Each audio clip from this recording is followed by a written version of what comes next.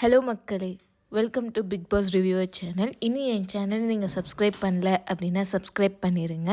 So the worst performance அப்படின்னு சொல்லி திவ்யாவையும் சாண்ட்ராவையும் சொல்லியிருக்காங்க.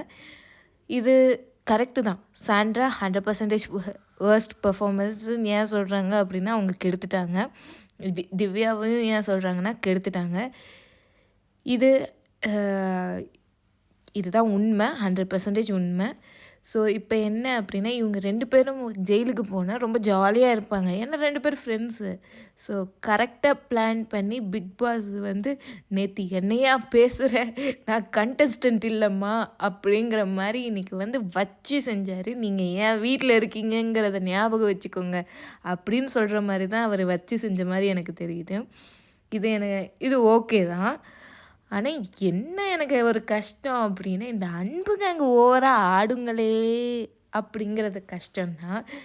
ஏன்னா ரெண்டும் சளைச்சிக்கிட்டதே இல்லை.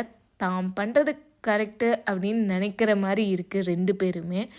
எனக்கு என்னமோ விஜய் பார்வதி இவங்கள கம்பேர் பண்ணுற போது, இந்த அன்பு கேங்கை கம்பேர் பண்ணும்போது, இல்லை இந்த வைல்ட் கம்பேர் பண்ணும்போது எனக்கு விஜய் பார்வதி பெட்டர் பெஸ்ட் பிளேயர்னு தான் எனக்கு தெரியுறாங்க. உங்கள் கருத்து என்னென்னு நீங்கள் சொல்லுங்கள் மக்களே.